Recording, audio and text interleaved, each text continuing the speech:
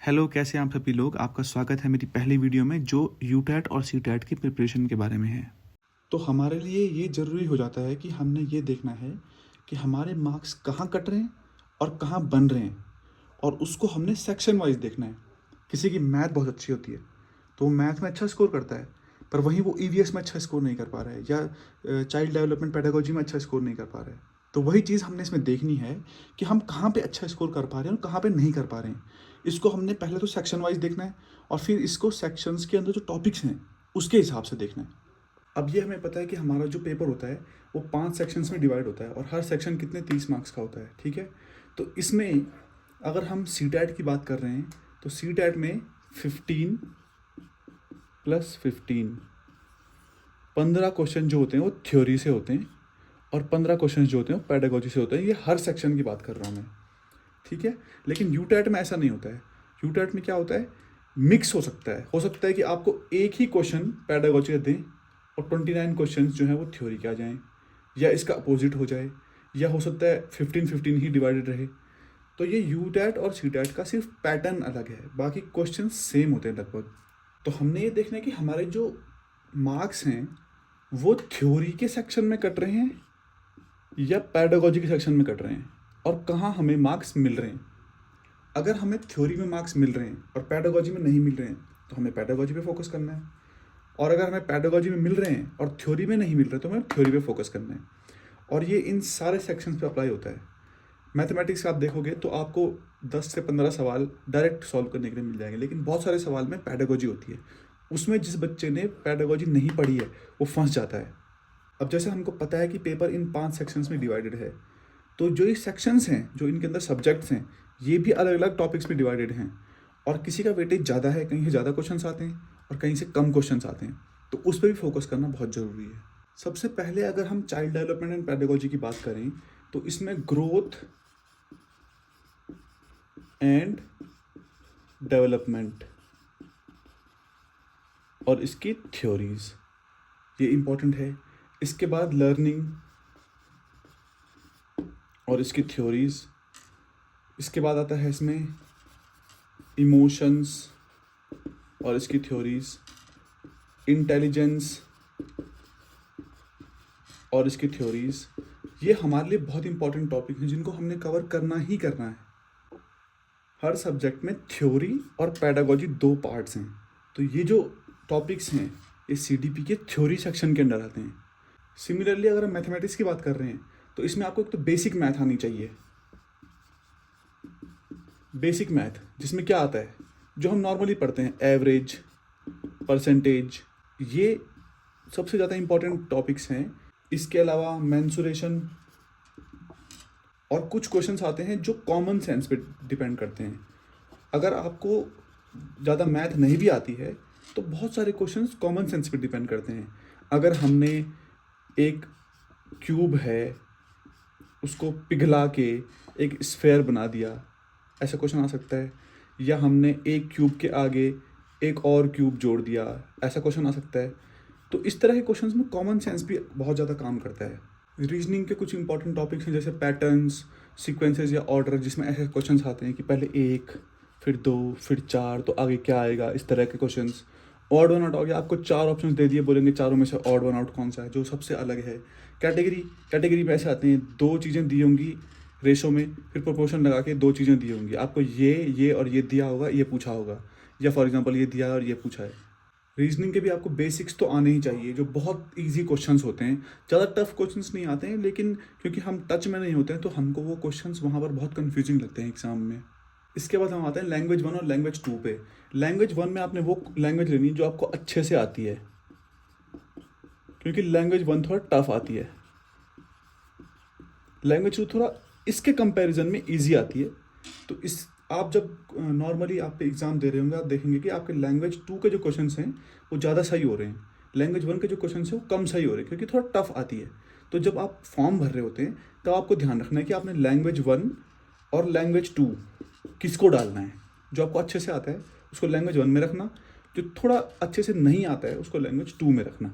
जब हम इंग्लिश की बात करें तो इंग्लिश में एक आता है कॉम्प्रहेंशन, जिसमें एक में क्या होता है, प्रोज, और एक में पोएट्री। मतलब एक पैराग्राफ आएगा उसमें से क्वेश्चन आएंगे और एक पोएम को छोटा सा एक आपको दे देंगे स्टेंजा या 2 स्टेंजा, और उसमें से आपको क्वेश्चन पूछे जाएंगे। वो क्वेश्चंस किस पे होते हैं? या तो पार्ट्स ऑफ स्पीच होंगे, जैसे noun, pronoun, verb, adverb, adjective, या फिगर्स ऑफ स्पीच होंगे, जैसे पर्सोनिफिकेशन, मेटाफर, सिमिली, या सिनोनिम, एंटोनिम होते हैं। और ये जो पैटर्न है सिनोनिम एंटोनिम का, ये बढ़ रहा है। इसमें 3 सवाल आते ही आते हैं, ये पैटर्न बढ़ रहा है। इसके अलावा इसमें एक और टॉपिक है जो है पेडागोजी। एक सेक्शन पेडागोजी का आएगा। हमें ये कंफ्यूजिंग लगता है। क्यों लगता है कंफ्यूजिंग? क्योंकि हमें नहीं पता कि हमें पेडागोजी कहाँ से पढ़नी है। जैसे इस बार के पेपर में एक आर का था ग्रेडेड रीडर्स। अब ये ग्रेडेड रीडर्स क्या है, ये कहाँ से आ रहा है, हमें नहीं पता इसके बारे में, इसलिए हमें ये कंफ्यूजिंग लगता है। अब इस बार के पेपर में हमने देखा कि एक क्वेश्चन आ गया था ग्रेडेड रीडर्स, जिसका आंसर था, क्वेश्चन क्या था? To help students to develop their vocabulary a teacher is using the material that contains language that has been made easier for students and is based on authentic material. This material is, अब इसमें answer था graded readers. अब हमको अगर पता ही नहीं होगा कि ये क्या है तो हम इसको टिक कैसे करेंगे? इसी में दूसरा क्वेश्चन है, text books contain stories, poems, plays and other forms of writing by writers. We need to select such materials because they are what. अब इसमें 4 ऑप्शन हैं। अब इसमें आपको पहले इसकी थ्योरी, जब आप पढ़ी, आपने इसकी पेडागोजी की जो थ्योरी है वो पढ़ी होगी, तभी तो आपको पता चलेगा कि हम टेक्स्ट बुक्स को क्यों सेलेक्ट करते हैं। क्योंकि चारों ऑप्शन जो हम यहाँ पे देख रहे हैं वो हमको सिमिलर लग रहे हैं, और ऐसा हर बार होता है, हमें सारे ऑप्शन सेम लगते हैं, और अगर हमने तुक्का लगा दिया तो फिर क्वेश्चन गलत हो जाएगा। एक क्वेश्चन इसमें आ रखा है अब्स्ट्रैक्ट कॉन्सेप्ट्स रिलेटेड, कि which are the following statement related to the young learners is true. ठीक है, अब ये जो क्वेश्चन है ये डायरेक्टली CDP से आ रखा है, पर इंग्लिश की पेडागोजी में यूज होता है। जो जीन पियाजे की थियोरी है उसमें डायरेक्टली लिखा है कि जब बच्चा छोटा होता है ना, तो बच्चा क्या करता है, जो हैंड्स ऑन एक्टिविटीज़ होती हैं, हैंड्स ऑन एक्टिविटीज़ उनसे सीखता है, मतलब जहाँ पे उनका उसके सेंसेस का यूज़ होगा। लेकिन जब बच्चा बड़ा हो जाता है तब वो अब्स्ट्रैक्ट कॉन्सेप्ट्स को समझ पाता है। अब्स्ट्रैक्ट कॉन्सेप्ट्स क्या होते हैं? जैसे जो हमारी फीलिंग्स होती हैं, या कॉन्सेप्ट ऑफ गॉड, जिनको आपको दिमाग में सोचना पड़ता है, आपके सामने रखी हुई नहीं है वो चीज़। अगर वो चीज़ सामने रखी नहीं है तो बच्चा उसको सोच नहीं पाता है। लेकिन जब बच्चा बड़ा हो जाता है तब बच्चा उस चीज़ को सोच पाता है, और तब वो अब्स्ट्रैक्ट कॉन्सेप्ट्स को समझ सकता है। तो इसमें जो आंसर था वो ये था, young learners find it hard to understand abstract concepts. क्योंकि वो यंग है अभी, और यंग में बच्चे को क्या चाहिए कि एक ऑब्जेक्ट हो, एक ऑब्जेक्ट है जो उसके सामने रखा हुआ है यहाँ पर, और वो उसमें अपने सेंसेस से खेल रहा है, हाथ से उठा रहा है, आंखों से देख रहा है, अगर वो कोई आवाज़ कर रहा है तो उसको सुन रहा है। तो हैंड्स ऑन एक्टिविटी या सेंसेस। जब भी हम पेपर 1 सॉल्व करते हैं तो हमें ध्यान रखना है कि हमेशा वो ऑप्शन टिक करना है जिसमें क्या होगा, ये हैंड्स ऑन एक्टिविटी लिखा होगा, सेंसेस लिखा होगा, या बच्चा कुछ काम कर रहा होगा, कुछ वर्क, पर किससे? अपने सेंसेस से, अपने सेंसेस का इस्तेमाल करके बच्चा कुछ वर्क कर रहा होगा, उसको टिक करना है हमने हमेशा।